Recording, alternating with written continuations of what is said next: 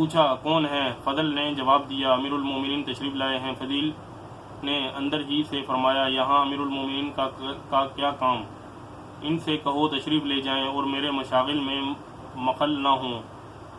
فضل نے کہا سبحان اللہ، کیا صاحب امر خلیفہ کی اطاعت آپ پر واجب نہیں ہے؟ فضیل رحمۃ اللہ علیہ نے جواب میں فرمایا میری اجازت تو نہیں ہے، یہاں حکومت کے زور پر اندر آنا چاہتے ہو تو تمہاری مرضی۔ یہ کہہ کر انہوں نے دروازہ کھول دیا اور ساتھ ہی چراغ کھول کر دیا تاکہ ہارون الرشید کا چہرہ دکھائی نہ دے۔ ہارون الرشید اور فضل دونوں خیمے کے اندر داخل ہو گئے اور گپ گپ اندھیرے میں فضیل کو ڈھونڈنے لگے۔ اچانک ہارون الرشید کا ہاتھ فضیل کے ہاتھ سے مس ہو گیا۔ انہوں نے فرمایا کہ کیا ہی نرم ہاتھ ہے، یہ ہاتھ کتنا خوش نصیب ہوگا کہ اگر قیامت کے دن دوزخ کی آگ سے محفوظ رہے۔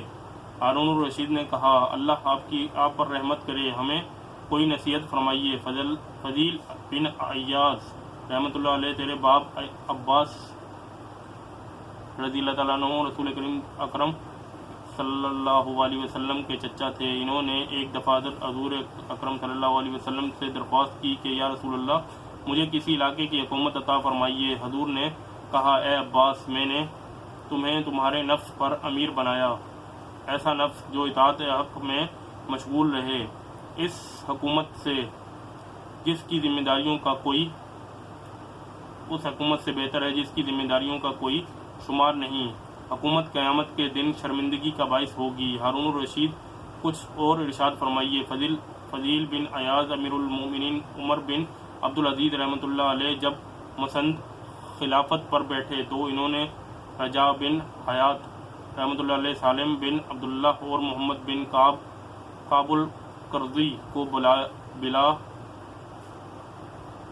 بلا بھیجا اور ان سے کہا کہ میں آزمائش میں ڈال دیا گیا ہوں، مجھے کوئی مشورہ دو۔ اے ہارون الرشید، ذرا اپنے گریبان میں منہ ڈال کر دیکھو۔ عمر بن عبدالعزیز رحمۃ اللہ علیہ نے تو خلافت کو آزمائش خیال کیا، لیکن تم اور تمہارے ساتھی اسے نعمت سمجھ کر اس پر ٹوٹ پڑتے ہیں۔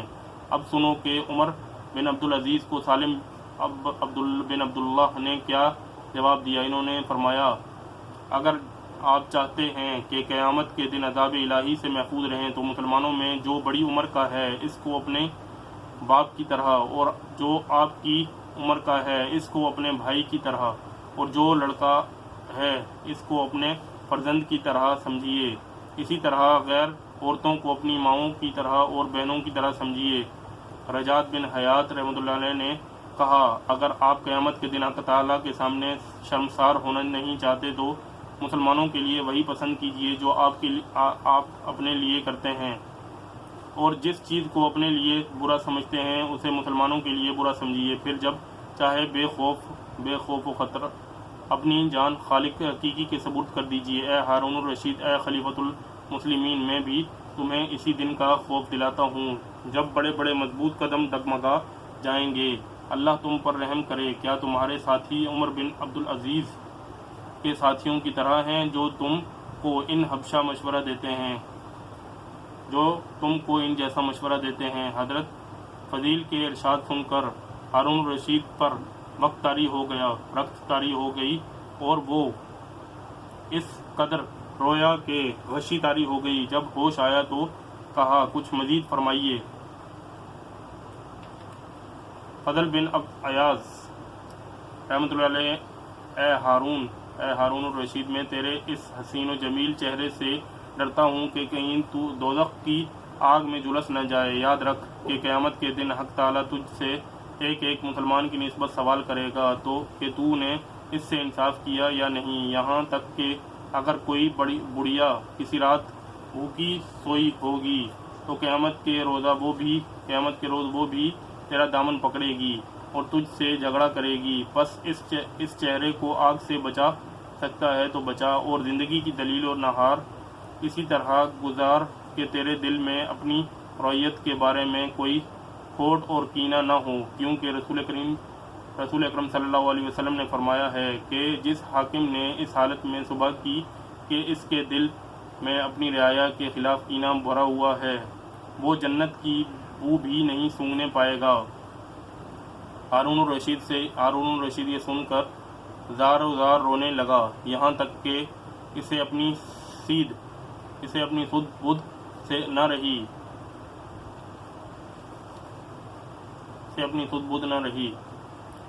فضل بن ربیع نے حضرت ایاز رحمۃ اللہ علیہ سے کہا، امیر المومنین سے کچھ نرمی برتیے، آپ نے تو انہیں مار ہی ڈالا ہے۔ ایاز رحمۃ اللہ علیہ نے فرمایا، اے ربیع کے بیٹے ہارون الرشید کو تم اور تمہارے ساتھیوں نے ہلاک کیا ہے، میں نے انہیں ہلاک نہیں کیا۔ ہارون الرشید کو ہوش آیا تو اس نے حضرت فضیل سے پوچھا، آپ پر کوئی قرض ہے؟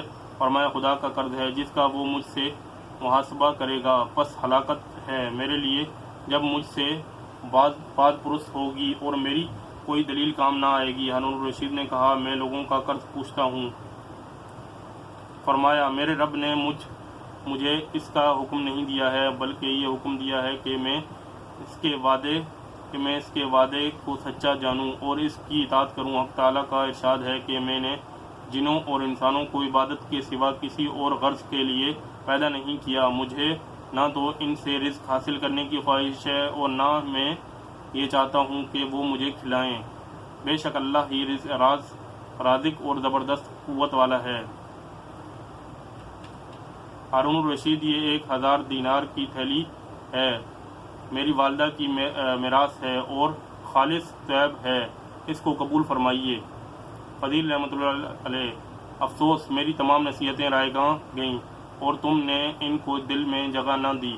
یہ مال اس کو دو جس کو اس کی ضرورت ہے، لیکن تم اس کو دیتے ہو جس کو اس کی ضرورت نہیں۔